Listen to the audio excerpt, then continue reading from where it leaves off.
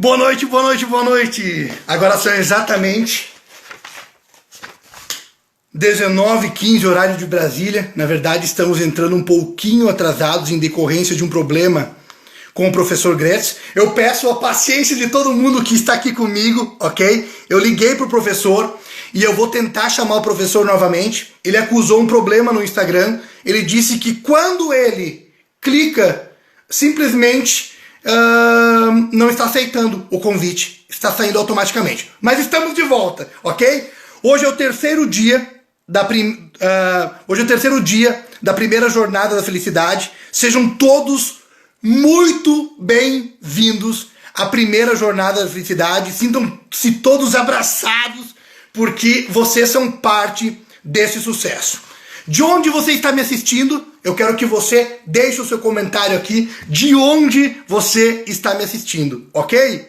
O meu convidado de ontem, o Maicon Celso de Souza, o Maicon Aventureiro, ele trouxe uma série de dicas, uma série de insights e uma mensagem poderosa. A minha pergunta para você é: qual chave você virou com a live de ontem? O que você aprendeu com a live de ontem? Eu quero que você fique ligado nisso, porque é muito importante. Não é só você aprender, é você colocar em prática. Então a minha pergunta, e deixa aqui nos comentários, ó, o Gustavo Arnes está com a gente, a minha pergunta, e eu quero que você deixe a resposta nos comentários, é: qual chave você virou com a live de ontem, ok? Eu recebi muitos comentários, depoimentos e elogios a respeito da live de ontem. O fato é que o Maicon falou com o coração, e quando você fala com o coração, você simplesmente conecta. A primeira jornada da felicidade não seria tão incrível se não tivesse a participação maciça de vocês. Então o que vocês já podem fazer agora?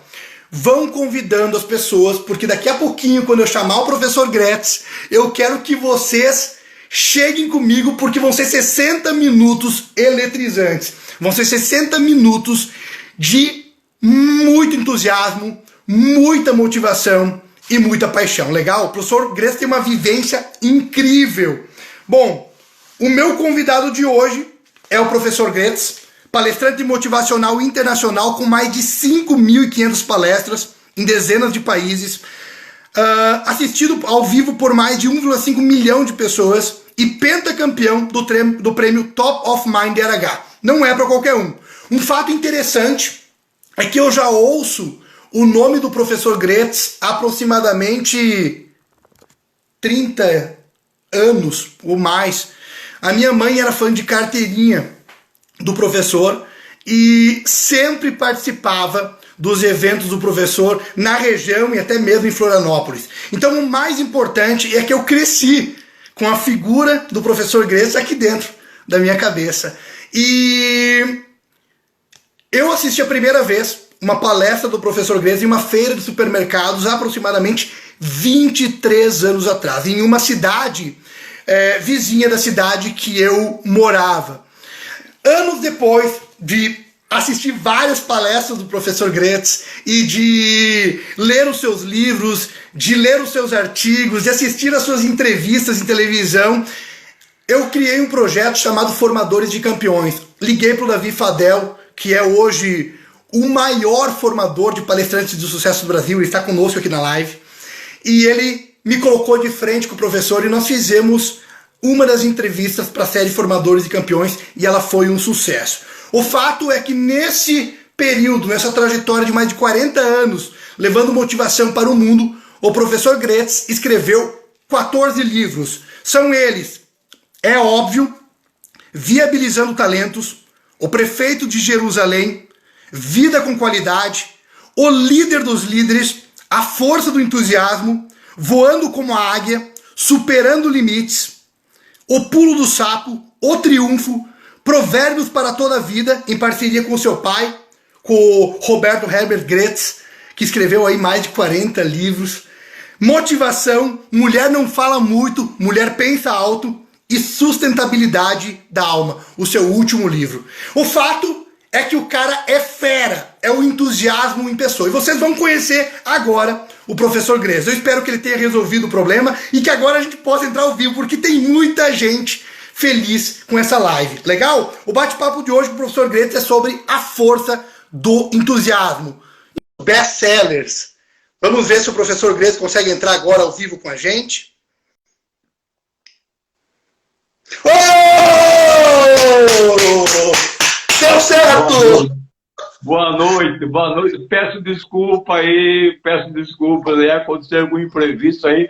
E você sabe que o meu forte é motivacional, não é o técnico. Então, boa noite para todo o pessoal. Desculpe que você teve que repetir novamente os livros aí. Boa noite para todo o Brasil. É bom porque agora eu decorei o texto, viu? A pessoa não sabe se é de propósito ou não. Boa noite para todos vocês que já entraram. A Carol está entrando, o Fadel já entrou. E é um prazer estar com vocês aqui e poder participar. Eu sei que os dois anteriores foram um sucesso e será sucesso. Eu estou aqui para dar a minha contribuição a esse seu belo projeto. Tem gente que colocou aqui que é muita energia, por isso que não estava funcionando. Eu acho que tem muita energia envolvida. Professor, antes de começar, eu tenho uma pergunta pessoal. É possível viver com entusiasmo, mesmo em tempos de crise? Sim, porque o entusiasmo é uma coisa que vem de dentro de nós, e eu sempre parti do seguinte princípio: quanto maior o desafio, maior o entusiasmo eu tenho. Às vezes, o Padel que está nos acompanhando aqui, às vezes eu faço 3 palestras numa noite, num dia, e a terceira palestra é melhor do que a primeira, porque vai no crescente. Mas agora eu estou na segunda, agora vou para a terceira e já trabalhei o dia inteiro, aí você quer se superar. Então, a palavra entusiasmo é uma palavra que me agrada muito, eu uso muito como título das minhas palestras, é como se fosse um guarda-chuva, porque dentro desse título você pode colocar muita coisa que é útil para as pessoas que estão participando. Então, não tem época, sempre você pode praticar o entusiasmo na família, com os amigos, no trabalho, em qualquer desafio. Fantástico, fantástico. Professor, o que é a força do entusiasmo na prática? Eu costumo dizer que o otimista acha que vai dar certo. O entusiasta faz dar certo. São estas pessoas que fazem a diferença. E as pessoas percebem, vou repetir, o otimista acha que vai dar certo. O entusiasta faz dar certo. É isso que é a grande diferença na nossa vida daquelas pessoas que têm sucesso no que fazem, em qualquer atividade. Pode ser que você é estudante, você que está estudando, você que está querendo mudar. Hoje me passou a pergunta um estudante de agronomia, quer deixar a agronomia e quer ir para a engenharia civil. Perguntou minha opinião, eu falei, vai. E ele falou, eu vou. Então vai. Esse entusiasmo, essa energia, isso foi uma coisa nata. Eu fui professor em São Paulo há muito tempo, em cursinhos, e sabe que no cursinho a rotação do professor é avaliada pelos alunos, porque eles fazem uma avaliação e conforme o seu Ibope tem uma remuneração, tem lá um acréscimo percentual. Né? Eu vi que o César Souza entrou também, meu amigo, um abraço. Então, eu sempre eu comecei a minha vida como professor, né? E eu uso esse título até porque Grécia é difícil de guardar, mas professor fica mais fácil, né? Professor Grécia. E eu escrevi um livro, né? Que você citou aí, A Força do Entusiasmo. Foi o terceiro livro, né? Foi A Força do Entusiasmo. Foi o 6º livro, o 6º. O 6º livro. O terceiro foi o Prefeito de Jerusalém. Então, é uma palavra muito forte e que eu uso bastante, até o título macro da nossa live aí é felicidade, e se você olhar a palavra entusiasmo, tem 10 letras, e a palavra felicidade também tem 10 letras. Entusiasmo e felicidade caminham juntos, né? A gente sabe que hoje o ser humano é movido a emoções. As emoções positivas levam a uma vida de abundância, uma vida de riqueza intelectual, uma vida de prosperidade em todos os sentidos. E as emoções negativas levam ao contrário. O entusiasmo é mesmo fundamental para uma vida mais feliz? Sim, porque a felicidade o melhor E a melhor palestra que foi feita na humanidade foi feita no Monte das Oliveiras. E quem fez foi Cristo. E quando ele fala lá, bem-aventurados, há traduções que falam felizes. Então, toda vez que você falar a palavra bem-aventurado, é feliz. Então, ele fala no momento, feliz os humildes. O que significa humilde? Humilde é aquele que sabe ouvir. E eu sempre coloco isso nas minhas palestras, que dentro do guarda-chuva do entusiasmo, você saber ouvir. Porque há 3 tipos de pessoas: o que não aprende com os seus erros, que é idiota; o que aprende com os seus erros, que é o inteligente; e o que aprende com o erro dos outros, que é o sábio. Então, quando você tem esse entusiasmo, eu vou ouvir, porque existem pessoas na nossa vida que são anjos, que chegam e nos orientam com relação à saúde, com relação ao trabalho, com relação a qualquer postura na vida. O que nós precisamos é ter essa humildade de ouvir. Por isso que Tiago disse: sejais pronto para ouvir. O Tiago, o seu xará, né? O pessoal sabe que o seu primeiro nome é Tiago, então, Tiago, sejais pronto para ouvir e tardio para falar. Então, felizes também são os mansos, né? Porque os mansos são aqueles que perdoam. E o perdão é muito importante. Quando se busca a felicidade, você tem que praticar o perdão. Felizes também são aquelas pessoas que são amáveis. Eu falo sempre de 3 poderes, né? Eu falo sempre de 3 poderes: a admiração, o perdão e a gratidão, né?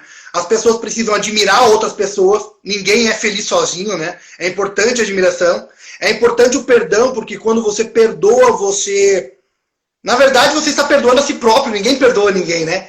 E a gratidão é uma virtude que te conecta às tuas metas, aos teus objetivos, ao teu propósito. As palavras agradáveis são como favos de mel.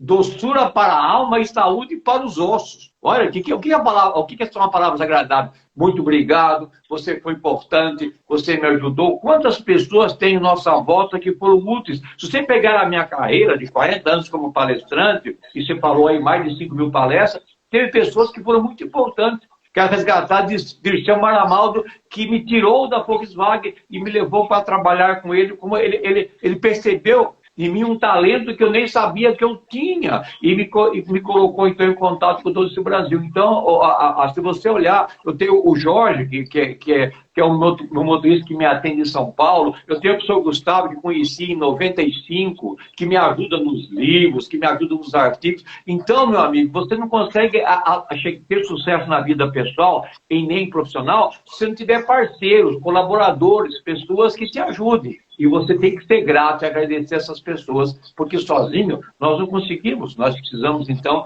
de ter essas pessoas. E aí entra também a família, né? É importante, que quando se busca a felicidade, sempre envolver a família. E na família tem que ter perdão, né? Tem que ter tolerância, tem que ter paciência.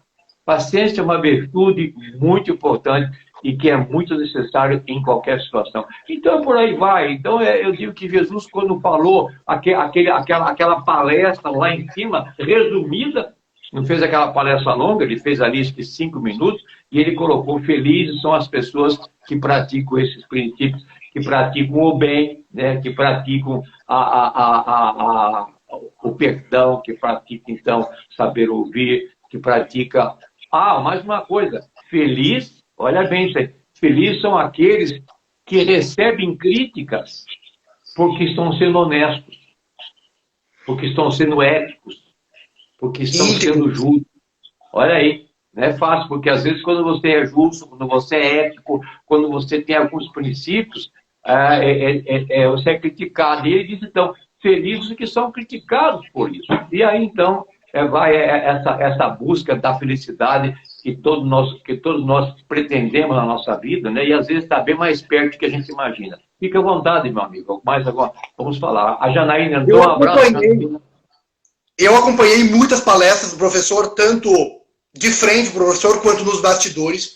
E eu tenho uma imagem de uma palestra que inclusive está na internet, que é uma palestra que você faz com o seu pai, e o seu pai toca gaita, ok? E eu tenho a ideia do como é viver, porque ele era o entusiasmo em pessoa também. Ele quantos livros ele fez durante... Depois de quantos anos e quantos livros ele escreveu? Quando ele chegou aos 80 anos, eu tinha 6 livros. Inclusive, eu tinha lançado o Entusiasta. Eu falei, pai, você não quer escrever um livro? Eu patrocínio para o senhor a gráfica, tudo. Ele começou a escrever e foi a 36 livros. E eu tive que patrocinar as gráficas porque eu incentivei. Mas ele começou a escrever aos 80 e isso fez com que a vida dele fosse até 96. Porque ele tinha um desafio. Aqui, teve uma pergunta, professor, que fizeram para ele. Como é que é aquela pergunta? Como é possível chegar a viver 100 anos, né? Como é possível viver 100 anos? Ele respondeu o quê? Estava na plateia, 1.500 pessoas do KLA, ele foi lá na frente, tocou sanfona, entre uma música e outra, eu falei, pai, como é que você pode chegar aos 96? Ele respondeu, é só não morrer antes. Genial, genial, genial. A plateia foi a loucura e ele era muito bem-humorado. O humor é muito importante. Uma vez ele reclamava do joelho, né? E eu falei, do joelho, e aí eu falei para ele, pai, mas você está com mais de 90, é normal. Ele falou, mas esse aqui tem 90 e não dói, né? Mostrou o outro joelho, né? Ele era muito espirituoso, e Deus, eu puxei esse dom dele porque eu sempre falo as minhas palestras com humor. As pessoas que estão me assistindo aí, entrou minha sobrinha Aline, entrou minha irmã Cristina, sabe que humor. E humor, porque o humor aproxima as pessoas. A menor distância entre duas pessoas, o que quer? É o humor.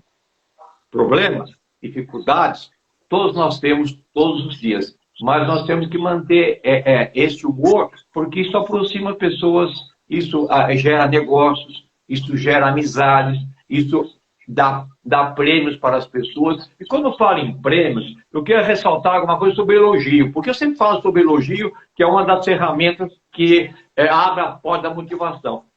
Eu estive pensando agora, nesses tempos, de que, às vezes, o nosso elogio é muito amplo. Então, quando você for elogiar alguém, seja mais específico, exatamente aquele ponto. Vamos supor que você agora, depois da live, vai jantar. Aí você fala para sua esposa, ou para a moça que fez a alimentação, ou para a sua mãe, esta janta está ótima. É genérico. Agora, se você falar a salada de tomate com bastante cebola, como eu gosto, está ótima. Então, a pessoa vai entender exatamente o ponto que você está tocando. Eu acho que você fala elogio.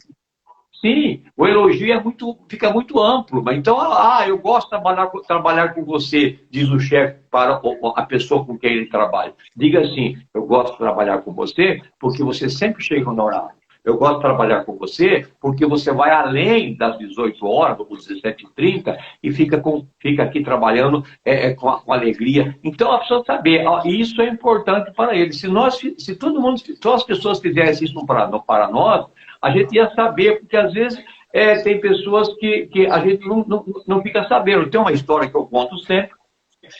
Um casal foi ao cemitério comprar 2 sepulturas para ser enterrados um do lado do outro. Eles estavam ali olhando, né? Aquele chorão, aquele pinos que fica chorando lá, fazendo aquele barulho meio esquisito no cemitério. Aí ela disse para ele, para o marido, caso você morra antes do que eu, você tem a preferência pela direita ou pela esquerda? Ele disse, me enterre na esquerda. Daí ela disse, mas como? Você só dorme do lado direito? Ele disse, eu durmo do lado direito com você há 60 anos, mas eu gosto do esquerdo. Oh, meu Deus do céu. Puta, que lição. Que lição. Então, que lição, é a história. As histórias ilustram, né? Você conta uma história, já deu para entender aí, todos vocês que estão me acompanhando, o Davi entrou de novo aí, né? Esse exemplo de que lá da cama você gosta de dormir, a gente não tem. Por isso que as pessoas, eu acho, quando parte um ente querido, as pessoas choram, não é de saudade, às vezes é de coisas que não falou, que não disse, né? Então, mau recado. Quando você vai no enterro de alguém, tem muitas pessoas tristes, mas sempre tem um que está com o rosto um pouco mais alegre, que é aquele que cuida da documentação daquela família. Não vou dizer qual a profissão, porque deve ter pessoas que trabalham aí e estão me assistindo. Mas é muito importante deixar a sua vida em dia. Os seus Verdade. documentos, as pessoas, eu vejo às vezes o desespero de alguém, o que, que eu vou fazer agora? Eu não sei nada, eu não sei como é que faz. Então coloque a sua vida em dia. O que, que é a sua vida em dia? É uma escritura que você registrou, é um carro que você vendeu e que você passou certificado no nome de quem comprou. São esses detalhes, essas coisazinhas, porque essas coisas pequenas que às vezes você não faz, deixa para trás, e isso poderá incomodar a família, incomodar a você, incomodar outras pessoas. Até porque eu tenho uma frase, é a seguinte: quando você previne, não acontece. Então os prevenidos duram mais. Tá certo. Professor, a felicidade, ela é um conjunto de vários fatores. Quais fatores especificamente colaboram para uma vida mais feliz? O professor, hoje, eu tenho certeza que você olha para trás e não tem arrependimento. Você viveu a vida do jeito que você quis. Você construiu uma vida épica, construiu uma família incrível, construiu uma carreira incrível. Qual é a mensagem que você tem para as pessoas que nesse momento se sentem perdidas, acham que não estão fazendo a coisa certa, sentem que estão jogando a vida fora? Quando eu tinha 18 anos de idade, na porta de uma igreja, lá de Itapeva, minha cidade natal, estão me acompanhando aí, eu estava ali o pastor Oswaldo Alves. E eu lhe perguntei: o senhor daria uma fórmula para o meu sucesso, para a minha felicidade? E ele respondeu: nunca leve as coisas muito a sério. Aquilo bateu na minha cabeça, eu tinha 18 anos de idade. O que é não levar as coisas muito a sério? E hoje, quando eu já saindo dos 70, indo para os 80 anos de vida, eu olhando a minha vida, muitas vezes que eu levei alguma coisa muito a sério, eu sofri demais. Porque isso não quer dizer que você não tem que administrar a sua vida, a sua poupança, não é isso. Mas quantas vezes você se irrita por pouca coisa? Às vezes você vai no supermercado, alguém encosta no seu carro, ou a minha irmã Cristina aí que está se incomodando com a gata dela aí. Sabe, coisas que você fala, oh, mas é bom não ter alguém do seu lado que diz para você, oh, para, não leve tão a sério isso. Né? Então, a recado que eu dou para as pessoas, que eu ganhei lá 18 anos de graça e vivi todos esses anos, mais de 60 anos, eu diria para você, eu não cheguei a praticar. E toda vez que eu não pratiquei, eu me incomodei, eu não fui feliz, eu fui infeliz. Eu fiz as pessoas infelizes. Porque às vezes você quer falar, quer acertar, isso não é nome de família. Por isso, quando você. Assim, quantas vezes eu já não escrevi um e-mail, rascunho, e passei para a minha secretária e falei, amanhã eu vou ler para liberar. O tempo do e-mail.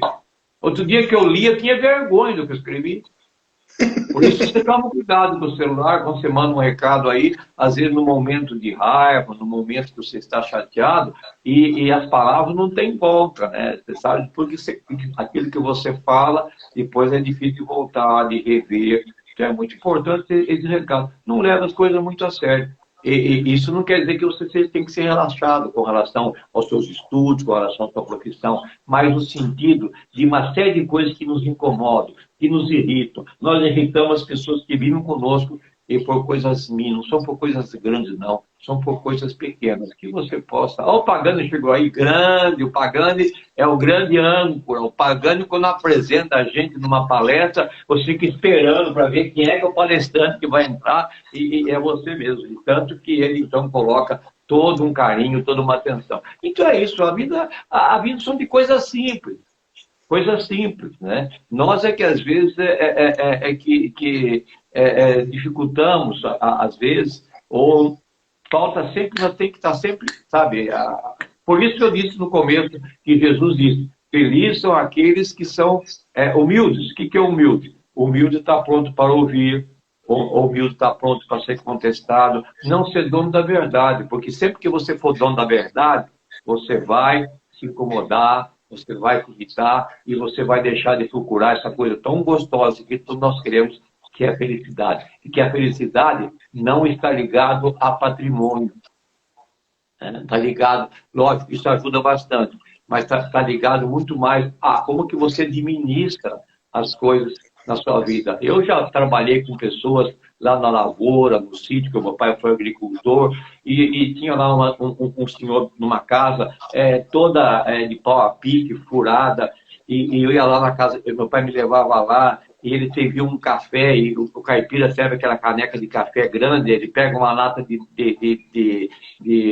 leite condensado e põe um cabinho, e aquele café que vinha com, eles chamam assim de água de batata, fraco, e eu olhava nele, ele contava umas histórias, a mulher dele, Dona Juvina também, e eles eram felizes. Naquela circunstância ali, meu pai era patrão deles, trabalhava com meu pai, naquela casa, a cama era de eucaliptos cortado, colocado do lado e tinha um pano em cima, né? Isso não quer dizer que a gente não possa buscar, é gostoso um carro com 300 cavalos, um carro que tem um arranque forte, ou para você viajar, para você passear, mas eu nunca vejo, às vezes, pessoas na rua, ou quando eu vou no resort, alguém mais feliz. Eu sei que ali tem pessoas com caixa muito alta. Eu estava jantando num restaurante e tinha dois homens muito ricos do Brasil. E ele estava sentado, eu estava olhando, eu percebi que ele estava muito estressado.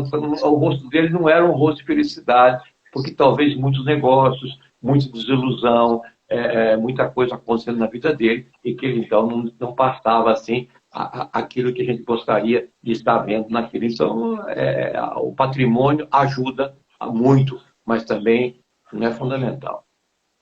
Eu acredito que a felicidade... Oi?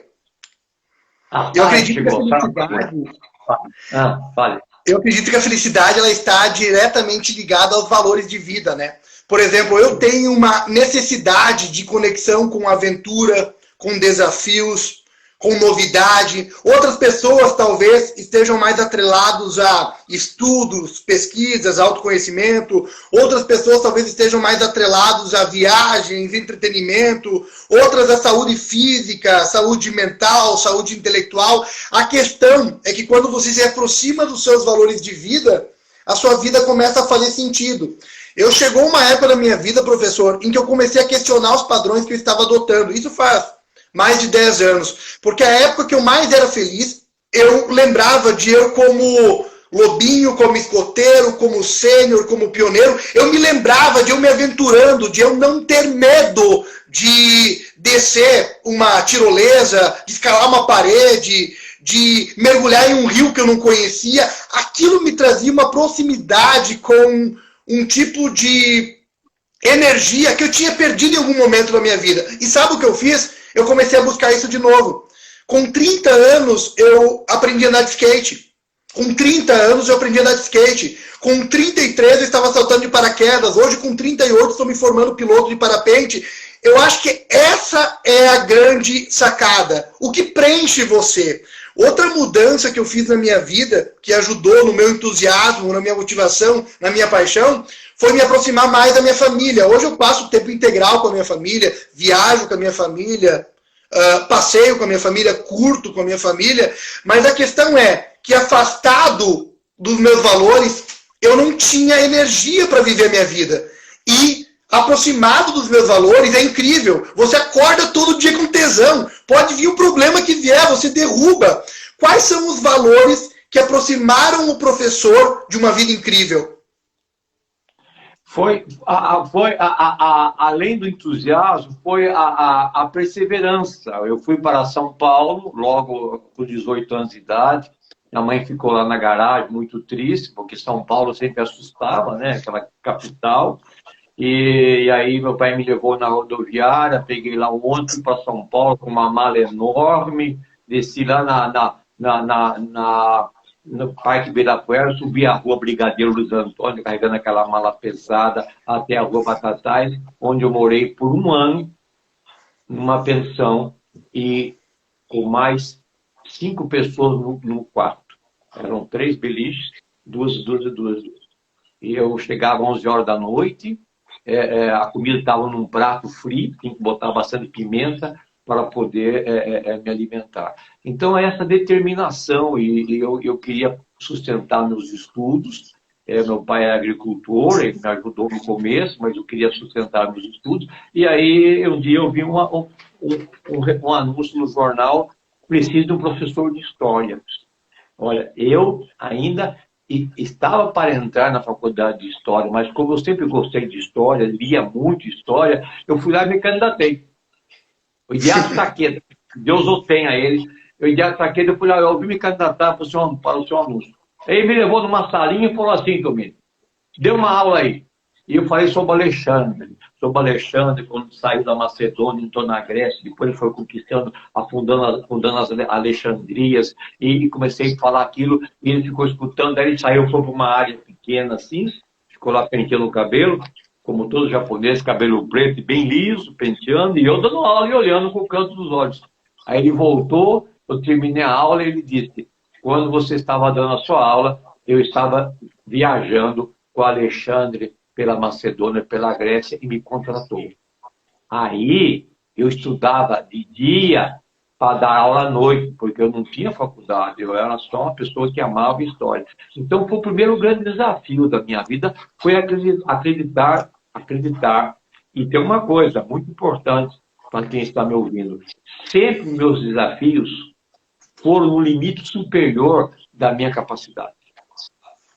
Quer dizer, sempre no limite, no limite, no limite. Na Volkswagen, onde eu cuidei do controle de qualidade, o meu superior foi internado por uma cirurgia. O superior do meu superior foi para a Nigéria e acabou se envenenando, porque ele tomou excesso de medicamentos contra a malária. E eu fiquei reportando com o diretor, que falava alemão. Eu não tinha para falar fluentemente. E como você trabalha no controle de qualidade, quando você exige uma qualidade, a produção não sai. E quando a produção não sai, o diretor de produção cobra aqui de baixo. E aí sobe e o diretor liga lá. Aí me chamaram os dois diretores, o de produção e de qualidade, e eu no canto dos dois ali. E daí, por que não está saindo a produção? Porque, então, aquele dia ali, eu vi que eu estava no limite superior, naquele limite, ouvi, escutei, ouvi o que eles queriam, e depois eu vou falar com a minha equipe, e foi um estresse altíssimo para poder enfrentar toda aquela pressão, porque era na época de que um produz e outro controla. E quando vai um defeito, o culpado não é quem produziu, é quem liberou. Então, sempre no limite superior, mas sempre com a determinação, com o entusiasmo, com a coragem, com a fé. Eu chegava em casa, eu dava aula. Como professor, fui dar aula, geografia. Esse é um outro curso. Aí eu confundi na aula, olha, ver se eu consigo lembrar, o Haiti com o Havaí e com Tahiti. Tahiti, Havaí e na América Central. Um fica na América Central, outro fica aí nos Estados Unidos, no Japão, e outro fica lá nas Filipinas, lá. Eu confundi aquilo. Aí o aluno falou assim para mim: sabe que o senhor não está confundindo o Tahiti com Aí eu falei, eu tive a humildade, eu confundi, me desculpe. Então, quando eu saía e pegava um ônibus, eu ia de ônibus para onde eu morava, lá na Rafael de Barros, eu ficava olhando o motorista, e falei: esse que é feliz, ele faz, não tem pressão, ninguém exige dele, porque para mim aquele estresse de dar aula, de começar a exigir demais, eu tinha que estudar, tinha que preparar, eu fazia a faculdade de administração, e fazia estágio na Volkswagen, então sempre com muitos desafios. Até acho que eu não recomendo para ninguém isso. Porque eu chegava em casa 1h da manhã e levantava às 5 para pegar um ônibus para ir em São Bernardo do Campo. Então, sempre no limite superior. E não é fácil, mas as coisas nunca aconteceram assim facilmente. Isso aconteceu com facilidade. Tudo foi com muita luta, com muita dificuldade. Esse é o recado que eu dou para as pessoas que estão me acompanhando, que é só o buraco que começa de cima, né? O restante é de trabalho, de luta. Eu sou do tempo que eu fazia palestra com flip chart. Lembra aquelas folhas? Sim, sim. Depois do retro projetor, né? Depois do retro, foi o último a deixar o retro, né? Você viu que, então, foi uma época, assim, de muitos desafios. E todas as coisas foram acontecendo, foram fluindo, e eu não virei palestrante porque eu quis ser palestrante. Foi as pessoas onde eu passei, foram descobrindo. O gerente meu da Volkswagen descobriu, mandou fazer palestra para 300, o chefe dele mandou fazer palestra para 1.500, o seu Boca mandou fazer palestra para 3.000, Wolfgang Zauer pediu para fazer para a fábrica toda, e eu então comecei então, a fazer aquelas palestras motivacionais, mas sempre com muito entusiasmo, com muito ritmo e acreditando no que eu falava, que eu acho uma coisa muito importante. Quando eu falo alguma coisa, é baseado no que eu vivi, baseado nas minhas histórias. Sempre ilustrando a palestra com histórias. Eu vi que eu contei várias histórias, você gostou muito daquela lá do cemitério, que lá você quer ser enterrado. São histórias que as pessoas não esquecem. Eu tenho certeza de que essa série de lives que você está fazendo, de cada palestrante, vai ficar uma história. Depois, você selecione aquela que você gostou mais, mas pratique na sua vida. Eu sempre digo na palestra que eu não vou ensinar ninguém, eu vou só lembrar o que eu falei aqui que você não sabia. Todo mundo sabia, mas o ser humano é que nem uma brasa. Quando tira do fogo vira carvão e quando bota no fogo vira uma brasa novamente. O que é essa brasa? É o entusiasmo. Eu acredito que se cobrar demais e exigir demais são duas coisas diferentes, né? Quando a pessoa se cobra demais, muitas vezes ela está com atenção em várias direções. E muitas vezes ela está com pouca energia para dedicar a algo realmente importante, porque a atenção dela está vagando em várias direções. Mas quando a pessoa está com foco e ela exige demais dela, eu acredito que o resultado sai do papel, né, professor? Porque o que acontece? Nós vivemos hoje em um mundo onde, se você quiser ser o melhor jogador de futebol, quando as pessoas abandonarem o treino, quando os jogadores abandonarem o treino, você tem que continuar jogando. Nós vivemos em um mundo onde, quando as pessoas pararem de tocar o violão, você tem que continuar na sala experimentando, conhecendo o violão. E quando as pessoas têm uma vida onde é que não carregam significado, não é porque normalmente elas estão exigindo demais delas, mas porque elas estão se cobrando. O que é se cobrar? Se isso não está dando certo, eu coloco minha atenção naquilo. Se aquilo não está dando certo, eu coloco minha atenção naquilo. E a pessoa nunca coloca toda a energia em um único projeto. Nunca coloca. E por isso ela acaba nunca colhendo os melhores resultados, né?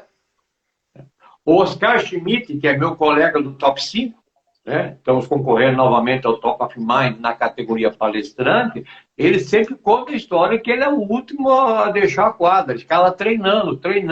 O Rogério Ceni, aí para os São Paulinos, que marcou mais de 100 gols de falta e de pênalti, ele colocava lá aqueles bonequinhos e ficava treinando, para poder chegar o Cristiano Ronaldo, que é o jogador lá na Europa, muito comentado, hoje está no Juventus, ele coloca pesos na perna e fica correndo com os pesos na perna. E quando ele pula para cabecear uma bola, que ele vai a mais de 2 metros, aquilo não é uma mola que empurra, não. É muito treino, é muita prática, é muito exercício que ele faz para chegar naquela perfeição. Então, em qualquer atividade, é muito importante ter esse foco. Eu chamo de foco, e também podíamos usar para as pessoas que estão assistindo entenderem, zona de força. Quando alguém pergunta a razão do meu sucesso, eu digo que é Deus que me deu vida e saúde, a minha família, os meus colaboradores, os meus parceiros, os meus clientes, e eu fico na minha zona de força. Porque na zona de força, meu amigo, você poderá dar o melhor de si. E eu pensei até em fazer agronomia. Fiquei lá, queria fazer agronomia, achava que meu pai é agricultor. Um dia foram umas pessoas que estavam estudando agronomia, foram lá falar sobre agronomia lá no curso científico em Itapeva. Eu achei que talvez fosse uma profissão que eu ia gostar. Mas depois eu percebi que talvez como professor, se comunicando, e aí começou, nos anos 80, né? Palestrante era uma coisa assim, rara, não tinha muitos palestrantes. Tem só aí praticamente o Otto, que começou um pouco antes do que eu, que faz palestra até hoje. Todos esses palestrantes são da década de 2000 ou da década de 90. Eu comecei lá atrás, mas sempre estudando, aprimorando. Eu consigo ler um livro por semana, reler livros. E sempre que você lê um livro, você riscar aquilo que é importante para depois você reler. Às vezes você lê um livro inteiro para tirar uma frase. O livro que está perfeito não foi lido, né? Não foi aproveitado, né? Sim, sim. Eu acabei de ler agora, reler recentemente, o livro do Érico Veríssimo, que é Olhai os Lírios do Campo. É um livro que ele tem muito gostoso, a história que se passa lá com o médico, com a Olívia, com a outra personagem. Então você vai lendo aquela história, de repente tem uma frase, tem alguma coisa que ele toca com você. Nós precisamos, na nossa vida, de refúgio. O que é o refúgio? Porque o estresse nosso é muito grande. O estresse. Né?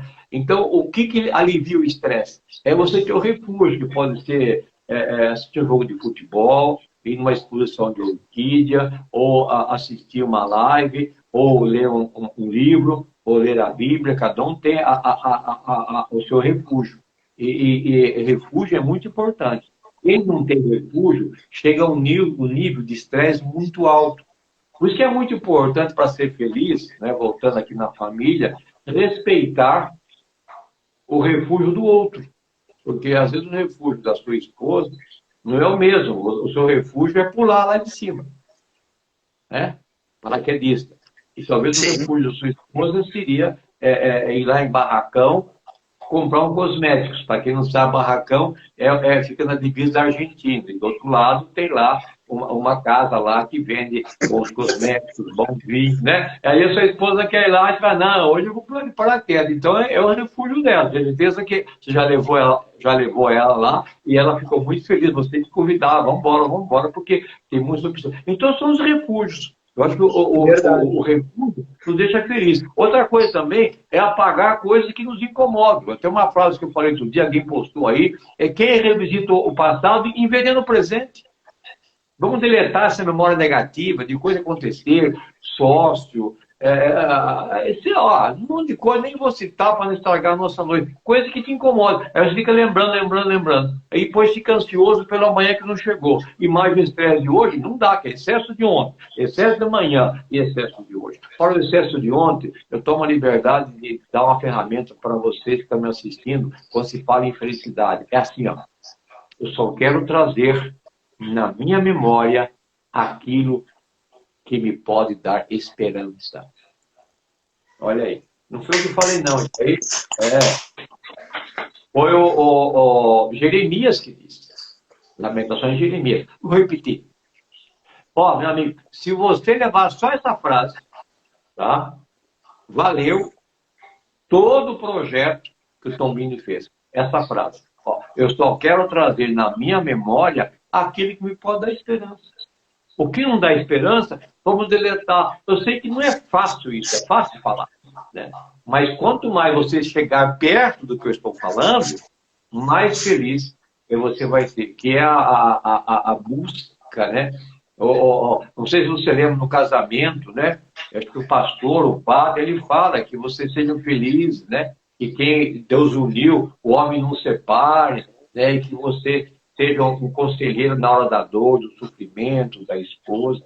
Então, ali já tinha, até está marcado um conceito, porque a família é muito importante.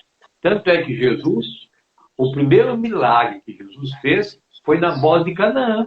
Ele foi num casamento, faltou o vinho, e ele pediu, a mãe pediu para ele, olha aí, acabou o vinho, aí ele até deu uma resposta assim para a mãe dele, que a mãe dele não teve naquela época, mas aí depois ele vem e transforma a água em vinho. Então, o que é o casamento? É o início de uma família.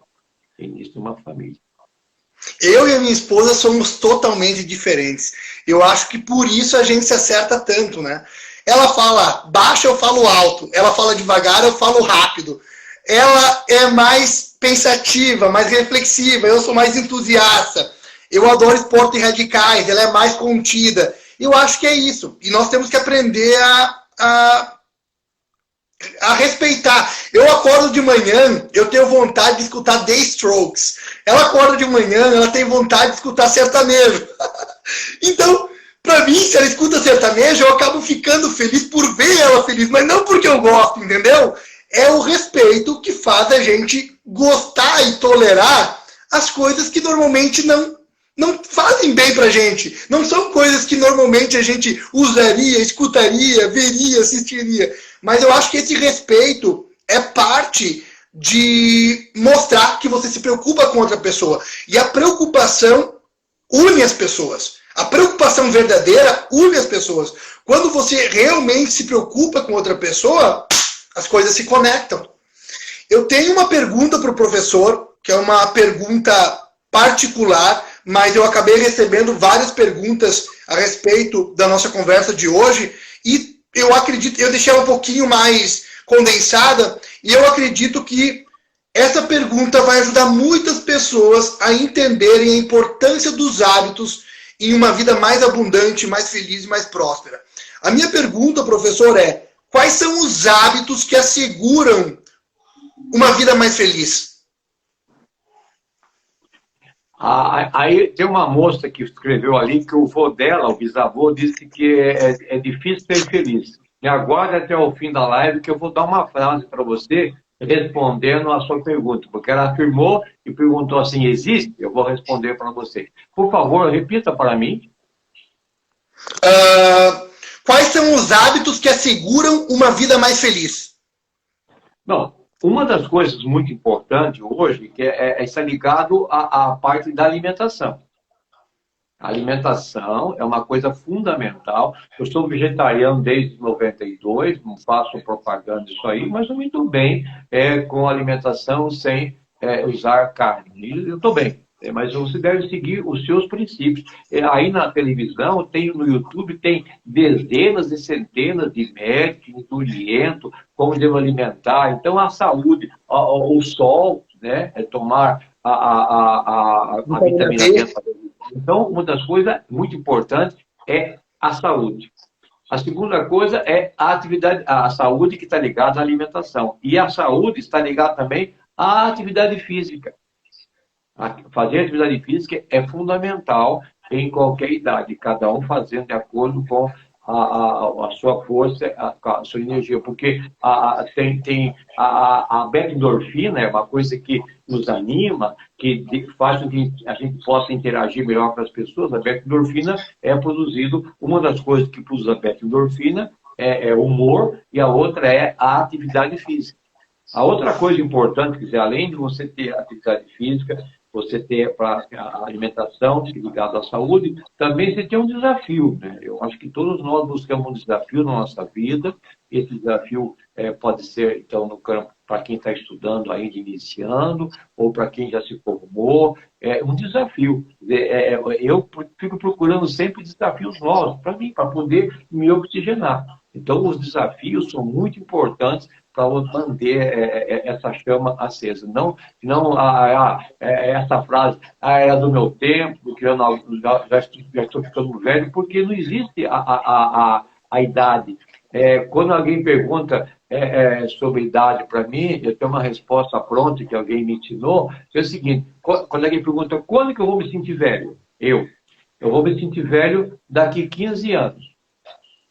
E quando chegar lá, eu vou dizer que se Deus quiser vida até lá, eu vou continuar respondendo. Eu vou me sentir velho daqui a 15 anos. E se eu chegar a 100, a 115, deu para entender? Então, está sempre lá para frente e viver cada dia da melhor maneira possível, né? Porque a felicidade está em você viver bem esse dia de hoje, não deixar coisas para trás, remorsos. Eu sempre digo que a dor da saudade, o tempo minimiza, mas o remorso não. E o remorso são coisas que você deixou de fazer e com as pessoas que estão muito próximas a você. E não fique pensando que as pessoas que vivem perto de você, todas precisam de ajuda financeira, não. Quem aqui já não viu uma frase quando alguém vem contar alguma coisa e você escuta, e no meio da conversa, o que a pessoa fala? Essa frase: eu sei que você não pode me ajudar, mas só o fato de me ouvir já me ajudou bastante. Então, quando você Fantástico. está pronto para ouvir as pessoas, e para ouvir tem que ser uma arte, porque às vezes você sempre quer dar a solução. E nem sempre a pessoa quer a solução. Ela quer que você ouça. Se você der a solução muito rápido, você, não, eu quero falar, eu quero comentar. A gente faz isso com a mãe, né? Eu lembro, chegava a minha mãe contando alguma coisa, vou levar no médico. Eu não quero ir no médico, eu quero contar para você que eu estou com esse problema. Então, o ser humano gosta de falar e nós temos que exercitar isso. E nós falamos aqui, né? Felizes, Cristo falou, felizes são aqueles mansos, porque estão sempre ouvindo, estão interagindo com as pessoas, estão sempre tendo uma palavra de conforto, né? As palavras oportunas. Olha que coisa linda. Você imagina na sua sala aí, o Manu, a Branca que entrou agora,